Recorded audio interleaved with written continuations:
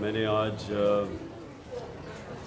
زیادہ علاقہ جو فلڈ سے متاثر ہے ادھر جانا تھا.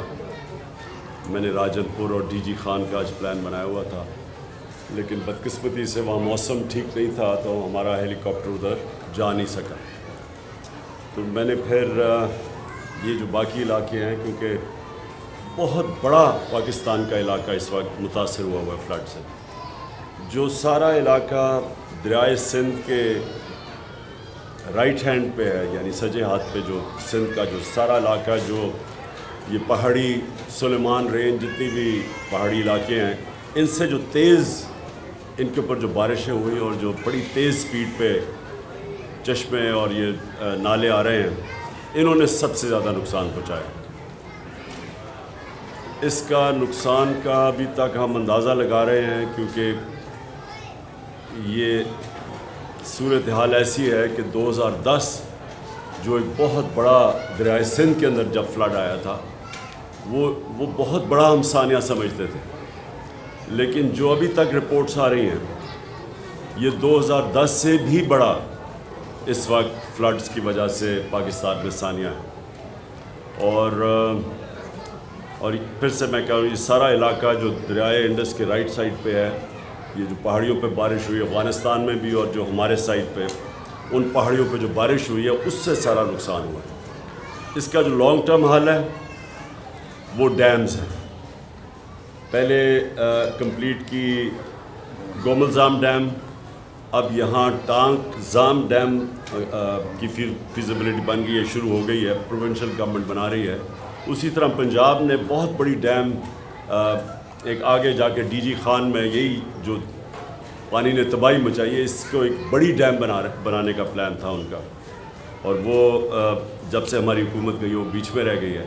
لیکن وہ پھر حال اس کا یہی ہے کہ یہاں سارا اس جو ہماری مغرب کی پہاڑیاں ہیں, جو سلیمان رینج ہے, اس کے اوپر ساری جگہ چھوٹی چھوٹی ڈیمز بن جائیں, تو یہی پانی جو اتنا نقصان کر رہا ہے, یہی پانی ایک ایسی چیز بنے گا کہ ملک کا بڑا اثاثہ بن جائے گا. ان علاقوں میں ہمیں پتہ ہے بارشیں کم ہوتی ہیں, پانی کم ہوتا ہے, لوگوں کو بڑی دقت ہوتی ہے پانی کی. تو یہ جب اس طرح کا ایک بارشیں زیادہ ہوتی ہیں اور سیلاب آتا ہے, تو یہ ہمارے لیے فائدہ ہو سکتا ہے اگر ہمارے پاس ڈیمز ہوں اور ہم اسی پانی کو روک لیں, اور یہ پھر پانی ساری جو خشک وقت ہوتا ہے سردیوں کا, اس میں کسانوں کے لیے اور لوگوں کے لیے اور آبادی کے لیے ایک بہت بڑا ایسٹ بن جائے, اثاثہ بن جائے ان کا.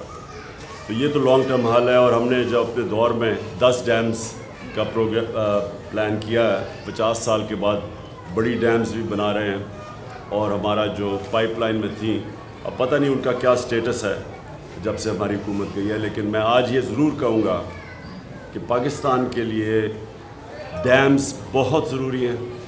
وہ ضروری اس لیے ہیں کہ اس ملک میں پہلی پانی کی کمی ہے, اور پھر جب پانی آتا ہے تو وہ نقصان کر دیتا ہے. وہی پانی کو اگر ہم بچا لیں تو جس طرح میں نے کہا, عوام کی اتنا فائدہ ہوگا, ملک کی گروتھ ریٹ, ملک کے دولت کے اندر اضافہ ہوگا. اب دوسری میری بات یہ ہے کہ ہماری 2 پروونشل گورنمنٹس ہیں, محمود خان یہ خود اوورسی کر رہے ہیں جو سارا پختونخوا, اور خاص طور پہ ڈی آئی خان کے اندر جو نقصان ہوا ہے, یہ خود اوورسی کر رہے ہیں اس کا. میں نے کل بھی پنجاب کے سی ایم چودھری پرویز الہی سے بات کی تھی, ان سے بھی ہم پورا کانسنٹریٹ گورنمنٹ کی ہوگی کہ جو علاقوں کے اندر نقصان ہوا ہے, ڈی جی خان اور راجن پور میں خاص طور پہ جدھر زیادہ نقصان ہوا ہے, ادھر وہ پورا اب زور لگائیں گے. سندھ اور بلوچستان بہت متاثر ہوئے ہیں. سندھ کے اندر تو سب سے زیادہ اس وقت نقصان ہے, اور اس کے لیے ساری قوم کو مل کے اس کا سامنا کرنا پڑے گا. جو بھی ہماری فیڈرل گورنمنٹ ہے اور جو 2 پروونشل گورنمنٹس ہیں بلوچستان کی اور سندھ کی, ان کو اس وقت پورا ساری کنسنٹریشن کرنی پڑے گی. سب کچھ چھوڑ کے, سندھ میں خاص طور پہ جس طرح کی تباہی مچی ہے, سب کچھ چھوڑ کے ان کو, جو لوگ اس وقت بہت مشکل میں ہیں, ان کے لیے ان کی مدد کرنی چاہیے. میرے پہ بڑا پریشر پڑا ہوا ہے کہ میں چندہ اکٹھا کروں اس کے لیے فلڈز کے لیے. میں ابھی تک یہ بہت بڑی ذمہ داری، جب لوگوں سے آپ پیسہ اکٹھا کرتے ہیں بہت بڑی ذمہ داری، تو میں جب تک مجھے پورا نہ پتہ چلے کہ میں اس پیسے کو کدھر لگا سکتا ہوں جس سے لوگوں کو فرق پڑے، میں پیسہ اکٹھا کرنے سے گریز کرتا ہوں. کیونکہ میں ویسے اور اپنی شوکت خانہ تیسرے ہاسپٹل کے لیے بھی پیسہ اکٹھا کر رہا ہوں، اور اس کے لیے بھی نمل یونیورسٹی کے لیے، اور دوسرا القادر یونیورسٹی، اس کے لیے بھی وہ سب خیراتی ادارے ہیں، یعنی ساروں کے لیے، عام لوگوں کے لیے، مستحق لوگوں کے لیے مفت تعلیم بھی، اور شوکت خانہ میں مفت علاج بھی ہے. تو اس لیے جب میں کوئی نئی پروجیکٹ لیتا ہوں کہ اگر اس کے لیے ہمیں پیسہ اکٹھا کرنا ہے، تو میں یہ پہلے سوچتا ہوں کہ کیا میں وہ پیسے کو پہلے تو دیانتداری سے خرچ بھی کر سکتا ہوں کون سے پروجیکٹ کے لیے. تو میں اس لیے ابھی تک کوئی، مجھے پریشر کے باوجود میں کوئی ابھی تک فنڈ ریزنگ نہیں کر رہا جب تک مجھے پوری طرح اندازہ نہ ہو جائے کہ کتنا بڑا ڈیمیج ہے، کتنا پیسہ میں اکٹھا کر سکتا ہوں. کیونکہ جتنے پیسے کی ضرورت ہے وہ صرف گورنمنٹ سے اس وقت اتنا پیسہ خرچ کر سکتی ہے، اور گورنمنٹ کو کرنا چاہیے. کیونکہ یہ میں جتنا مجھے انفارمیشن آتی جا رہی ہے، اتنا بڑا پاکستان میں سیلاب سے نقصان 2010 میں، جس میں بہت نقصان ہوا تھا، تب بھی اتنا نقصان نہیں ہوا جتنا آج ہوا ہے. تو میں جائزے لے رہا ہوں، میں آج بھی اور بھی جگہ پہ ٹور کر رہا ہوں اور چیک کر رہا ہوں کہ ہم مل کے بحیثیت قوم، ہم مل کے کیسے ہم اب وہ لوگ جو بڑی مشکل میں ہیں، ہم ان کی کیسے مدد کر سکیں. ملک کی بہتری صرف ایک چیز میں ہے کہ یہاں ایک مضبوط اور ایک سٹیبل گورنمنٹ آئے تاکہ اس ملک میں سیاسی طور پہ استحکام ہو. جب تک سیاسی استحکام نہیں ہوگا، معاشی استحکام نہیں ہو سکتا. اور ہماری معیشت اس وقت اتنی مشکل حالات میں ہے، جب سے سازش کے تحت ہماری حکومت کو ہٹایا گیا اور یہ امپورٹڈ حکومت آئی ہے، تو ہر چیز مہنگائی آسمانوں پہ چلی گئی ہے. جو عام آدمی کے کھانے پینے اور استعمال کرنے کی چیزیں، جس کو کنزیومر پرائس انڈیکس کہتے ہیں، اس کے نے سارے ریکارڈ توڑ دیے ہیں. اس وقت مہنگائی کی 42% پہ پہنچ گئی ہے. جب ہم تھے تو 16% پہ تھی. تو جو عام آدمی کی زندگی ہے وہ مشکل ہوتی جا رہی ہے، اور جو معیشت ہے وہ نیچے جا رہی ہے. سو اس کا صرف ایک ہی حل ہے، صاف اور شفاف الیکشن. تو یہ ساتھ ساتھ میں آپ کو واضح کر دوں کہ ہم نے میں اپنی پوری کوشش کروں گا، اپنی ساری دونوں گورنمنٹس کو بھی موبلائز کروں گا.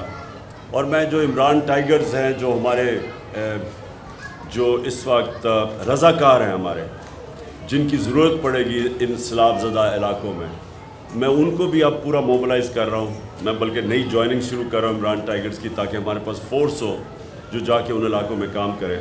تو میں اس سیلاب کے لیے بھی اب پورا کام کروں گا، اور ساتھ ساتھ میری جو حقیقی آزادی کی تحریک ہے اس ملک کو آزاد کرنے کی، اس کی بھی پوری کوشش اس میں بھی کروں گا. دیکھیے، گرفتاری تو مجرموں کی ہوتی ہے، اور ایک مجرم مفرور ہو کے باہر بیٹھا ہوا ہے، اور دوسرے 60% کیبنٹ اس وقت بیل کے اوپر ہے کرپشن کے کیسز پہ. تو اگر مجھے مجرم بنا دیا ہے کہ ایک ہمارے ورکر اس کے اوپر تشدد کرے، کسٹوڈیل ٹارچر کرے، اس کو جنسی تشدد کرے، اور میں کہوں کہ جو لوگ ذمہ دار ہیں ان کے اوپر میں قانونی کارروائی کروں گا، اس کے اوپر اگر مجھے دہشت گرد بنا دیتے ہیں، تو کیا پاکستان کی عوام اس کو قبول کرے گی؟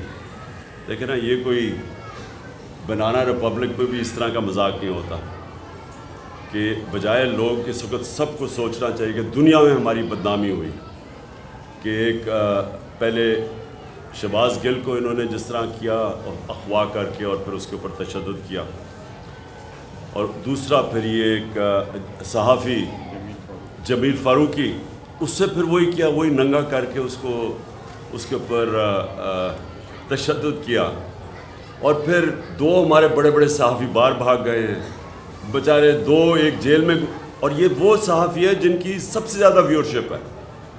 ان سے ARY چینل جو کہ اس میں سب سے زیادہ مقبول چینل ہے پاکستان کی, اس کو بند کر دیا انہوں نے. تو یہ ساری چیزیں ہو رہی ہیں, اس سے پاکستان کو نقصان ہو رہا ہے. اور یہ جو امپورٹڈ حکومت ہے اس کو لوگ برا بھلا کہہ رہے ہیں, اور اس کے ساتھ جو بھی ان کے پیچھے جن کے پاس پاور ہے, جو ہینڈلرز ہیں, جو نیوٹرلز ہیں, ان کو بھی برا بھلا ساتھ کہہ رہے ہیں. دنیا میں بدنامی ہو رہی ہے. تو اس میں ہمارا تو اللہ کا کرم ہے کہ ہماری تحریک انصاف کا تو فائدہ ہی ہو رہا ہے. ہمارے پاس تو اتنے پبلک آ رہی ہے, الیکشنز بائی الیکشنز ہم جیت رہے ہیں, پبلک ہمارے ساتھ ہے. نقصان تو پاکستان کو ہو رہا ہے, اور پاکستان صرف نکلے گا صاف اور شفاف الیکشن.